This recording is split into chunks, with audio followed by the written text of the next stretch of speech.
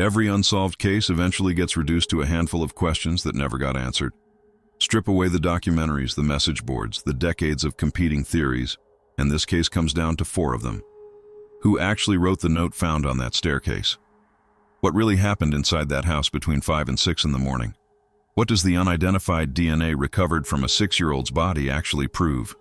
And 30 years later, in 2026, where does this investigation genuinely stand right now, today, not in 1997, not in 2008, but right now? Tonight, we're going to answer each of those 4 questions using only what has actually been documented, tested, and confirmed. No theories dressed up as facts. No decades-old rumors repeated as though repetition makes them true. Just the record, examined honestly. Before we get into it, if you want true crime coverage that treats a real family's tragedy with the seriousness it deserves instead of turning it into gossip, go ahead and subscribe to this channel right now and tap that notification bell so you catch our next case breakdown. And if you appreciate a video that actually separates confirmed fact from speculation instead of blurring the two together, hit the like button before we continue. It genuinely helps this kind of reporting reach the people who want it done properly. Let's start with some basic groundwork, because you can't evaluate any of the 4 questions without understanding the house, the family, and the timeline they were living inside on the night everything changed. In December of 1996, the Ramsey family lived in a large home in Boulder, Colorado, spread across multiple floors with a basement most of the household rarely used. John Ramsey ran a technology distribution company that had crossed $1 billion in annual revenue that year. His wife, Patsy, was a former beauty pageant competitor who remained active in Boulder's social and charitable circles. They had 2 children together, 9-year-old Burke and 6-year-old JonBenét, along with 3 older children from John's first marriage. JonBenét competed in children's pageants, an interest her mother had encouraged, and by 6 years old she had already won several regional titles. Those pageant photographs would later dominate national coverage of her death, reduced to a handful of images stripped of any context. While people who actually knew her, teachers, neighbors, family friends, described a talkative, high-energy child who liked to sing loudly in the car and narrate her own day out loud as she went about it. That's worth remembering before anything else in this video, because it's the part of this story that got buried the fastest once the case became a media spectacle. On the evening of December 25th, the family attended a Christmas party at the home of close friends a few blocks away. By every account collected afterward, it was an unremarkable evening. They left around 9, headed home to prepare for an early flight the next morning to spend a second Christmas with John's older children. According to Patsy, JonBenét had fallen asleep on the ride home. John carried her upstairs, Patsy changed her into pajamas without fully waking her, and the house went quiet for the night. At 5:52 the next morning, December 26th, Patsy Ramsey called 911. She said she had woken early to prepare for the trip and found a lengthy handwritten note on the staircase before she ever made it to the kitchen. That note is where our first question begins. Who wrote the ransom note? The note itself was unusually long for a document of its kind, roughly 3 handwritten pages, longer than almost any comparable ransom note in FBI files. It demanded a sum of money that closely matched a private financial detail, a bonus John Ramsey had recently received, a figure that wasn't public knowledge. It was written using paper and a pen that were later determined to have come from inside the house itself. Handwriting analysts compared the note against samples from both parents and, eventually, more than 70 other individuals connected to the case in some way. Some document examiners noted similarities between certain letter formations in the note and Patsy Ramsey's handwriting. Others concluded there were enough meaningful differences to rule her out entirely. No handwriting expert who examined the letter ever reached a conclusion accepted as definitive by the wider forensic community, and that disagreement has never fully closed, even now. What the note does tell us, regardless of who held the pen, is that whoever wrote it had access to information that wasn't public. The exact bonus figure. The knowledge that the family owned notepaper and a pen inside the house. Some investigators have argued that specificity points towards someone already inside the family's orbit. Others have argued it's equally consistent with an outsider who had been inside the house before, during a party, a repair visit, or some other legitimate reason, and who had simply paid attention. Neither explanation has ever been proven. Both remain technically possible. That's an honest answer to an unresolved question, and it's the only kind of answer this case actually supports. What the note does tell us, regardless of who held the pen, is that whoever wrote it had access to information that wasn't public. The exact bonus figure, the knowledge that the family owned notepaper and a pen inside the house. Some investigators have argued that specificity points towards someone already inside the family's orbit. Others have argued it's equally consistent with an outsider who had been inside the house before, during a party, a repair visit, or some other legitimate reason, and who had simply paid attention. Neither explanation has ever been proven. Both remain technically possible. That's an honest answer to an unresolved question, and it's the only kind of answer this case actually supports. It's worth adding one more detail here because it shaped how investigators approached the note for years. At roughly 3 handwritten pages, the letter was significantly longer than almost any comparable ransom note in FBI kidnapping files, most of which run only a few sentences. Some analysts found that length itself suspicious, arguing that a stranger under time pressure inside someone else's house wouldn't typically stop to compose something so lengthy. Others pointed out that an unusually long, almost theatrical note is just as consistent with someone who had planned the wording in advance, whether that person was inside the household or not. Both readings have been argued by credentialed document examiners, and neither has ever closed the question. Now our second question, what happened inside that house in the hours after Patsy found the note? Officer Rick French arrived within minutes of the 911 call, treating the situation as an act of kidnapping. He conducted a walkthrough, checking doors and windows for forced entry and finding none. Aside from a basement window the family said had already been broken months earlier. In the basement, he reached a door in a remote corner of the house, found the room beyond it, a small storage space rarely used by the family, and moved on without stepping inside or turning on the light.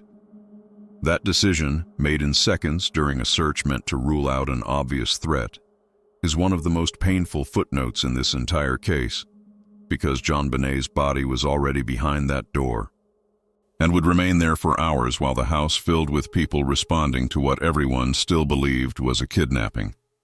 Friends, a family pastor, and victim advocates arrived to offer support throughout that morning, moving through rooms that should have been treated as part of an active crime scene. The ransom note had specified a call window between 8 and 10 that morning for delivering payment. It never came. Around 1 in the afternoon, with no ransom call ever received, a detective asked John Ramsey and a family friend to search the house again from top to bottom. They went to the basement. John Ramsey opened that same door and found his daughter. What followed was chaos. Understandable, human chaos. John Ramsey carried her body upstairs, laying her near the family's Christmas tree, an act driven entirely by grief and instinct rather than any awareness of forensic procedure.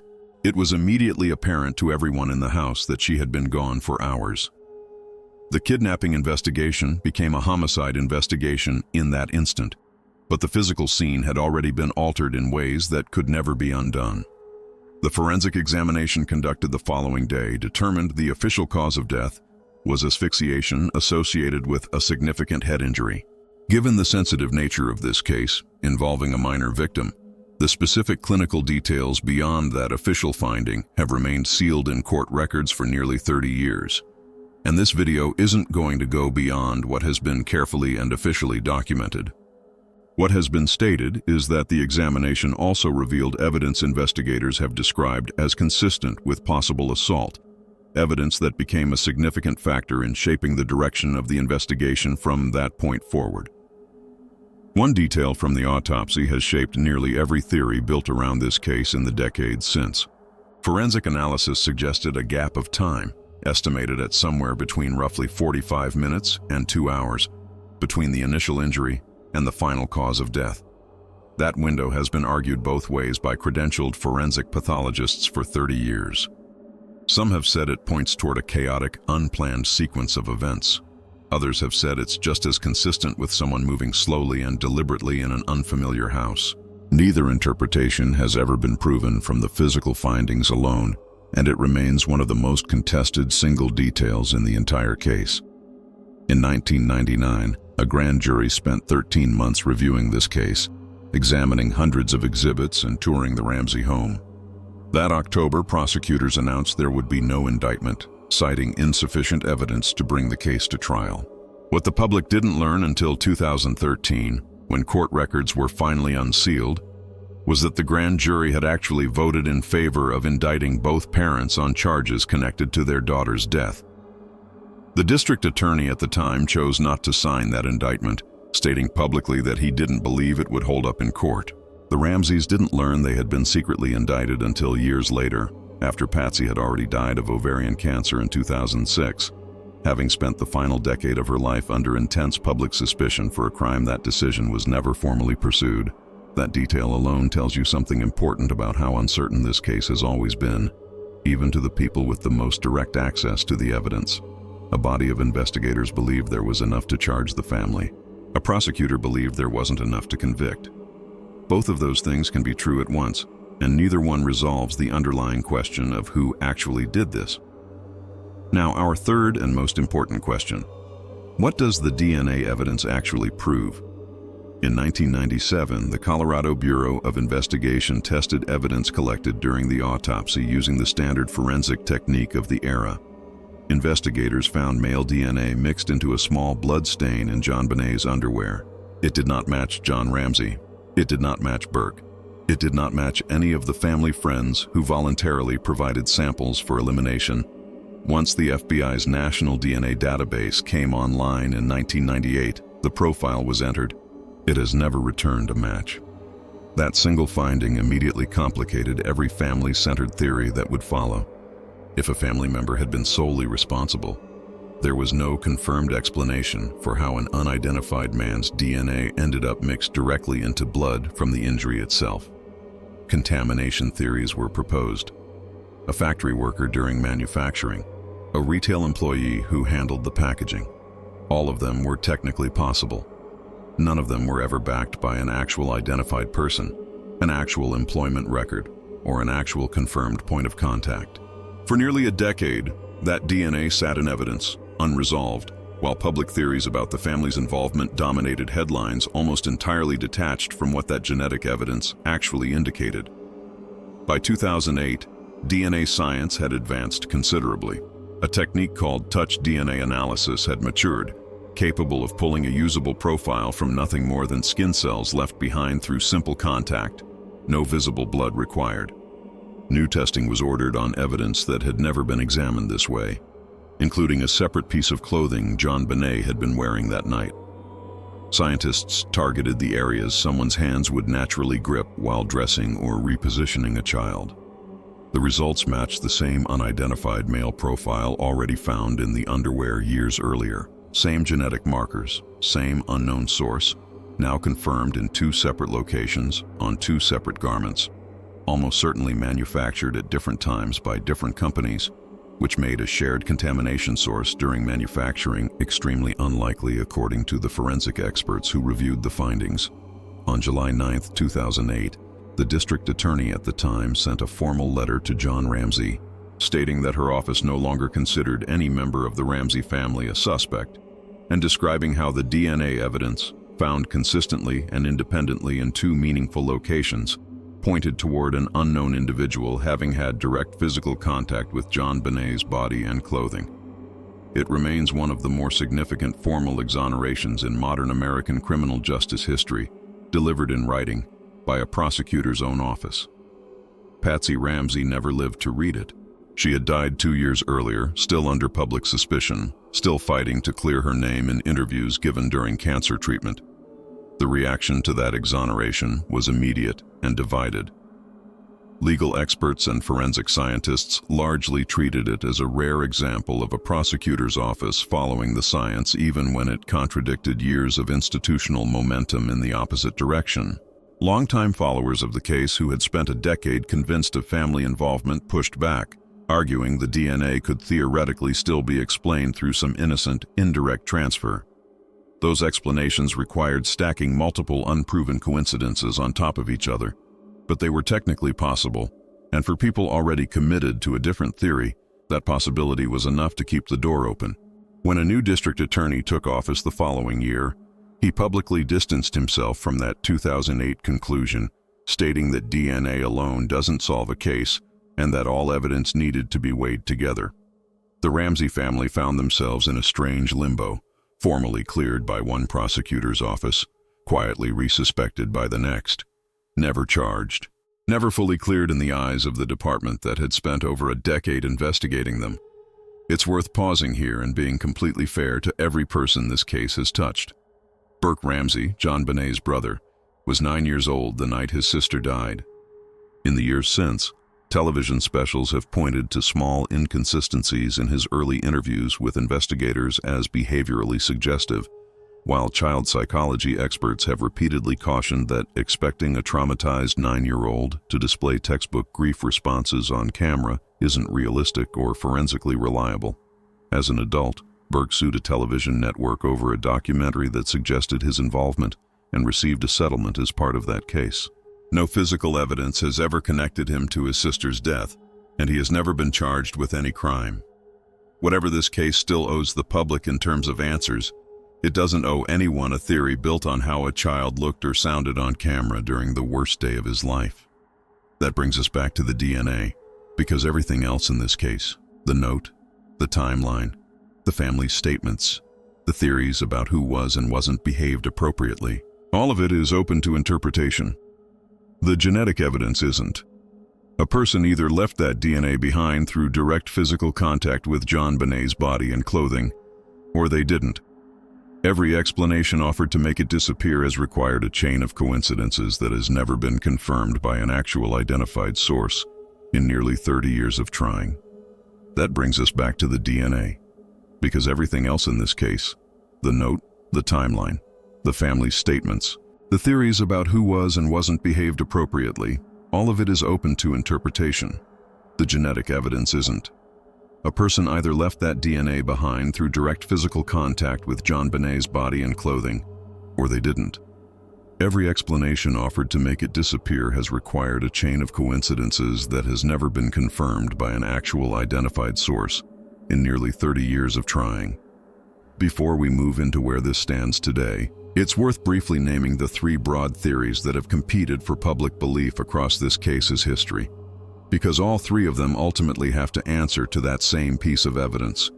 The first holds that a member of the household was responsible, with a staged kidnapping scene created afterward to redirect suspicion. This theory relies heavily on the note's origin inside the house and the absence of confirmed forced entry, but it has never produced a confirmed explanation for how an unidentified man's DNA ended up in direct contact with JonBenét's body and clothing. The second holds that someone from outside the family was responsible, using materials already inside the house to write the note either in advance or during the encounter itself. This theory is consistent with the DNA findings and with the 2008 exoneration, but it has to answer a genuinely difficult question of its own: how that person entered and exited without any confirmed sign of forced entry and without waking anyone else inside the home.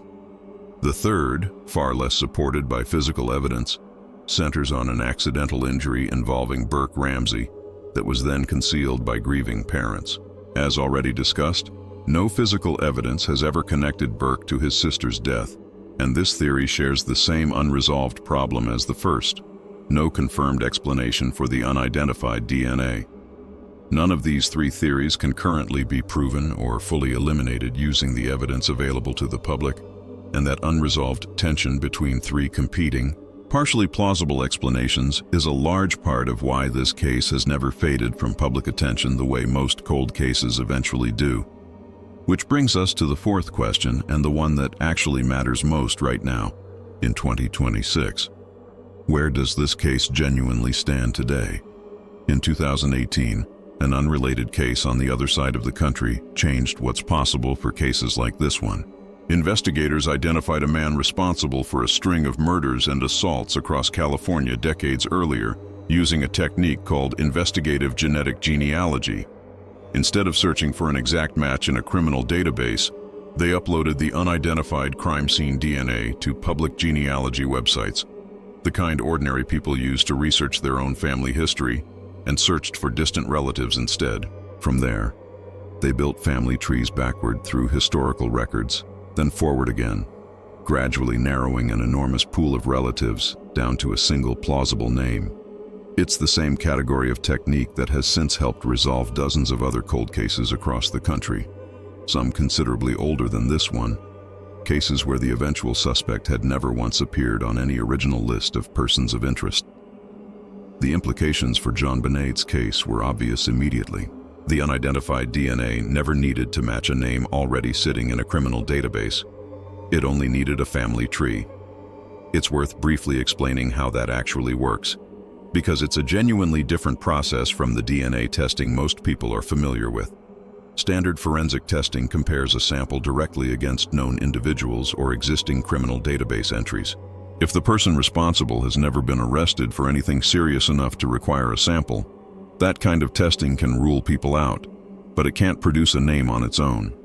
Genetic genealogy instead compares the unidentified profile against public ancestry databases full of ordinary people who voluntarily submitted their own DNA to research their family history.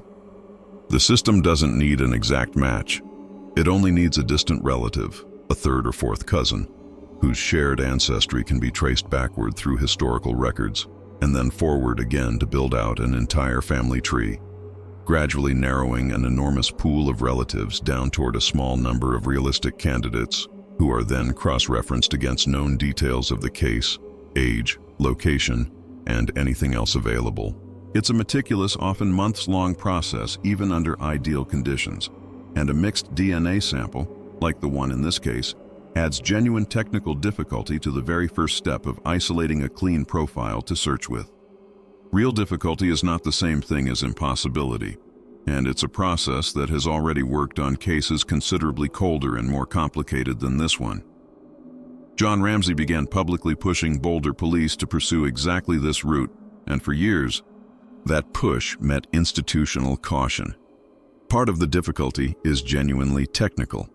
The DNA recovered from JonBenét's clothing is a mixed sample containing more than one contributor, which makes isolating a single clean profile more demanding than working with DNA from a single source. It is not impossible.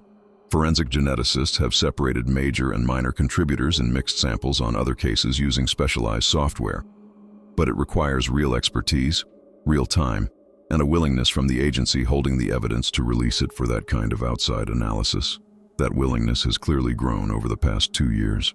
Boulder's current police chief has confirmed in the department's most recent public updates that dozens of items connected to this case, some being retested with modern DNA methods and some tested for the very first time, are currently being examined by state and outside laboratories, alongside new interviews and re-interviews of individuals connected to the case over the years.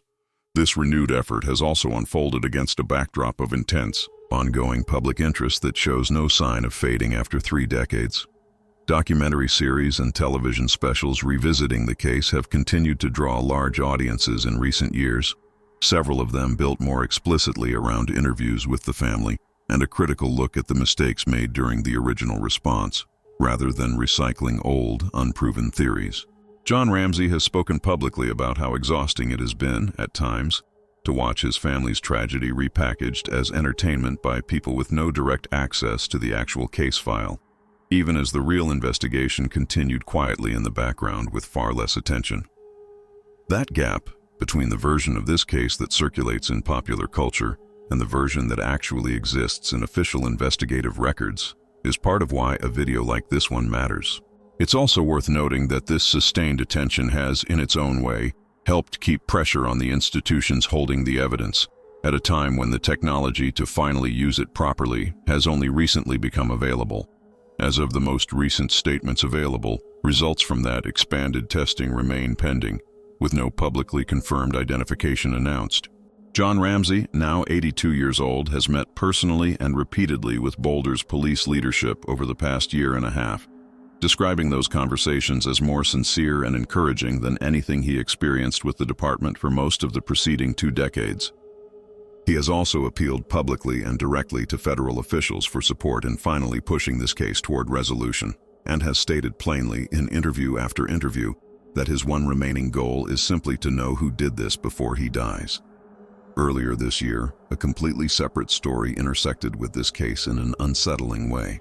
A former Colorado Bureau of Investigation forensic analyst pleaded guilty to multiple felony charges connected to manipulating DNA results and mishandling evidence across more than 1,000 cases spanning nearly 2 decades of her employment. Because she worked at that agency during the years JonBenét's case was originally processed, the news understandably raised public questions about whether this specific investigation could have been affected. Both Boulder Police and the Boulder County District Attorney's Office responded directly, stating that after reviewing the case's evidentiary records, they found no indication that analyst had personally handled the evidence connected to JonBenét's death, and confirming that the earliest, most forensically significant DNA testing in this case had actually been conducted by an independent private laboratory, entirely outside the agency at the center of that scandal. Still, for a family that has spent nearly 30 years simply trying to get evidence properly tested by institutions they can trust, even a scandal that didn't touch their daughter's case directly added one more layer of frustration to an already exhausting fight. This year, forensic genealogy specialists from outside the case have also entered the conversation publicly, with experts at private DNA laboratories that have helped resolve other high-profile cold cases, stating that the evidence in this case appears well-suited to genetic genealogy testing, and openly urging investigators to formally submit it. John Ramsey has echoed that same urgency in recent interviews, expressing his belief that this specific technology, properly applied, could realistically identify his daughter's killer within months rather than years. That's his stated hope, based on conversations with forensic experts, not a confirmed law enforcement timeline, and it's important to be clear about that distinction. As of today, Boulder Police continue to describe this case as an active, ongoing departmental priority. No arrest has been made. No individual has been formally named as a suspect. The unidentified male DNA recovered in 1997 and independently confirmed again in 2003 still hasn't been publicly confirmed to have completed the specific genetic genealogy process that has already helped identify people responsible for other cold cases considerably older than this one. So let's go back to where we started. 4 questions. Who wrote the note? What happened inside that house that morning? What does the DNA actually prove? And where does this stand right now? We don't have a confirmed answer to the first 2. The note's authorship has never been conclusively established, and likely never will be through handwriting analysis alone. The exact sequence of events inside that house between 5 and 6 that morning has been reconstructed as thoroughly as the evidence allows, but key gaps remain. Gaps that 30 years of theories have never actually closed, only argued over. The third question has an answer, even if it isn't a name yet. The DNA evidence does not point toward the people who lived inside that house. It has never matched any of them, across 2 separate rounds of testing a decade apart, and it led to a formal exoneration from the prosecutor's office itself. What it does point toward is an unidentified individual whose genetic material ended up in direct contact with a child's body and her clothing that night, someone who has never been identified, and whose profile has sat unmatched in a national database for nearly 30 years. And the fourth question, the one that actually matters most tonight, has an answer too. This case is not cold in the way it was cold 10 years ago. Modern technology that solved decades-old cases far colder and far harder than this one, is finally being applied here. Evidence that sat untested for years is finally in laboratories. A father who has spent nearly 30 years asking the same question is, for the first time in a long time, being met with something closer to real institutional urgency instead of caution and silence. Whether that urgency finally produces a name is still an open question. But for the first time in a very long time, it's a question that actually feels answerable. If this breakdown helped you understand what's actually documented in this case versus what's just been repeated online for 30 years, subscribe to this channel so you don't miss our next deep dive, and hit that like button. If you believe cases like this one deserve to be examined honestly instead of sensationalized. Down in the comments, tell me which of these 4 questions you think is closest to finally being answered. The DNA, the note, or something else entirely? And if you followed this case for years, I'd genuinely like to know whether anything in tonight's breakdown changed how you see it. JonBenét Ramsey was 6 years old. She loved performing, she loved singing loud enough to fill a car, and she was looking forward to a second Christmas with family she hadn't seen in a while when her life ended inside her own home. For nearly 30 years, the story told about her death has shifted depending on who was telling it. What hasn't shifted is the evidence itself, sitting patiently through every theory, every documentary, and every argument, waiting for the right technology and the right decision to finally let it speak. That technology exists now. Whether it's finally given the chance to finish the job may be the question that defines everything that happens next in this case. Evidence speaks. And when this one finally does, in full, we'll be here to deliver the verdict. Thank you for watching.